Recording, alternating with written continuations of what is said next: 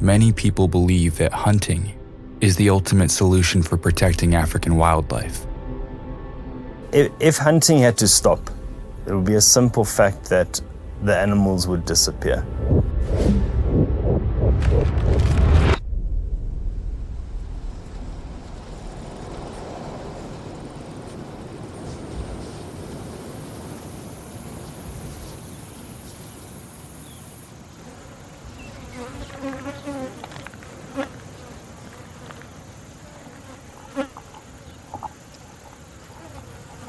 Most of our hunting expeditions begin at the shooting range, and this one was no different.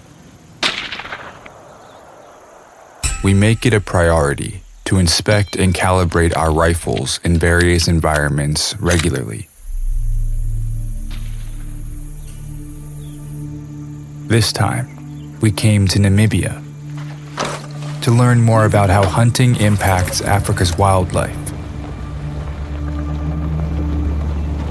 Along the way, we were fortunate enough to have some truly unforgettable hunting experiences that will stay with us for a lifetime.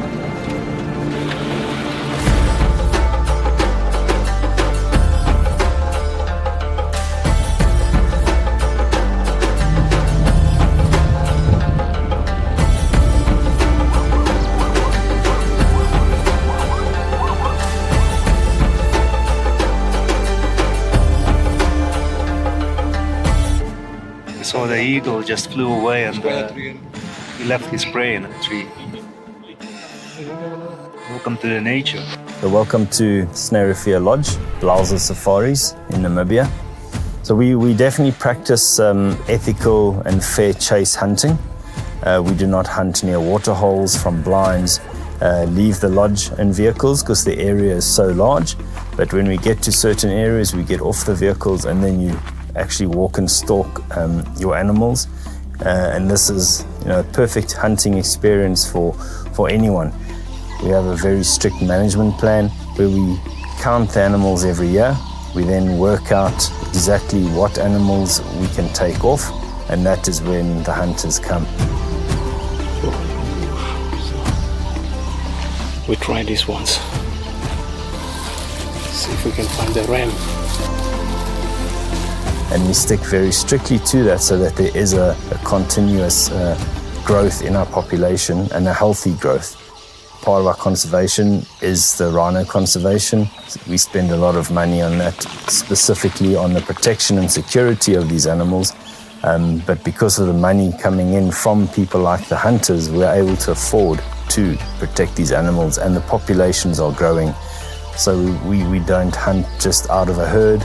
It will be lone old bulls or rams, for example, so that the herd bulls and rams will stay with that population or females, or that herd of females, in order to reproduce and grow further.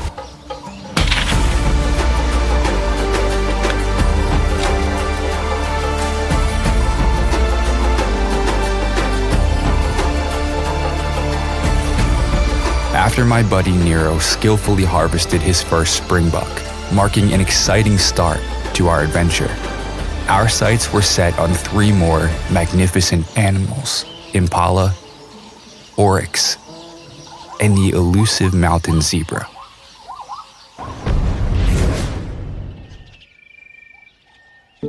This journey reshaped our perspective as we unexpectedly considered hunting zebras, a species that had never crossed our minds.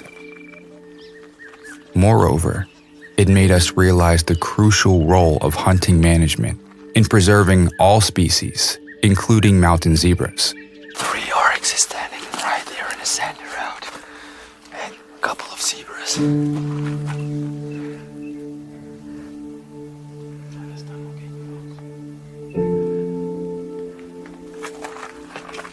cannot see them anymore. It's either they stand in the thick bush or they are going with the bush. You don't see them anymore. To hunt a mountain zebra is not very easy.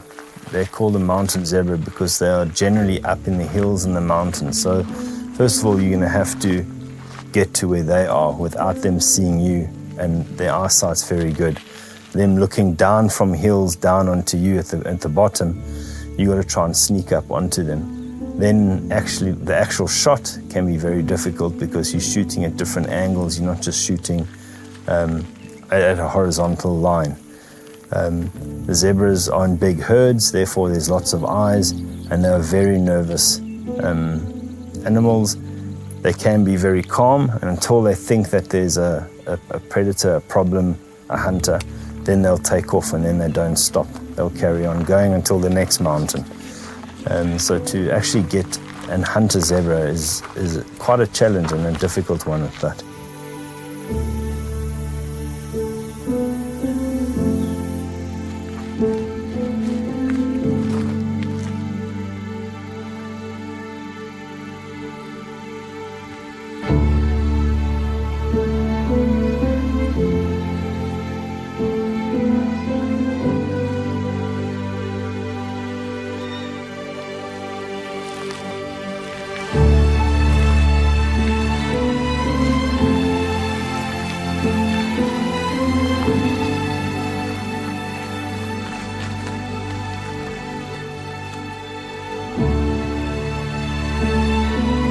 Hunting a zebra is an emotional topic. A lot of people think that it's a horse.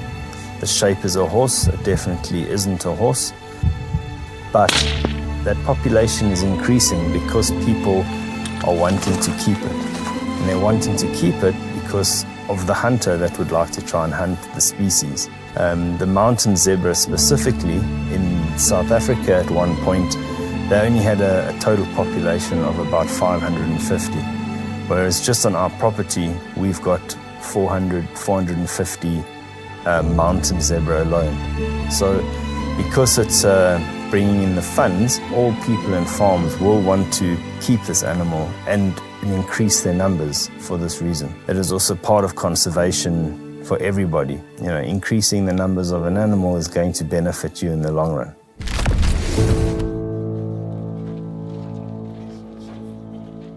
Next, it was my turn to hunt the oryx. Right now we're going on the top of the mountain so we can see all the area around. Already saw the kudu. That's so exciting. 4 giraffes. Eating down there. Welcome to Africa.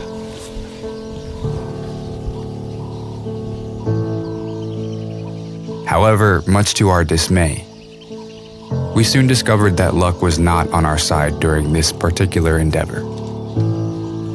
Because now the sun is up and it's warm, so the animals must go for the shade. Okay. So next to the big riverbed there should be big trees and good hiding in the yes, shade. yes. Despite a healthy oryx population in the area, our attempts to find the right one or get within range for a precise shot proved unsuccessful in the following days. Which of the animals are most difficult to hunt? I get asked that a lot, but it's very difficult to say because you could go out and the eland bull is just standing there. You can go out, you don't see an eland for 6 days. Oryx is the same.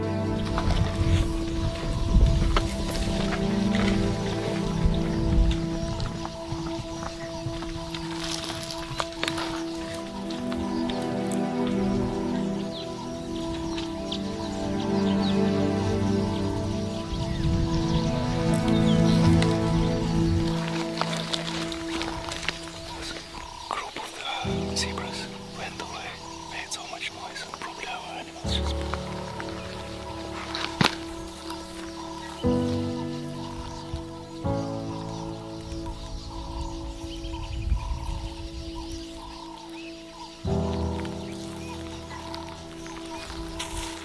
We have a group of oryx like 50 meters away. Yes. And we saw just the legs under the bushes, so fake bushes.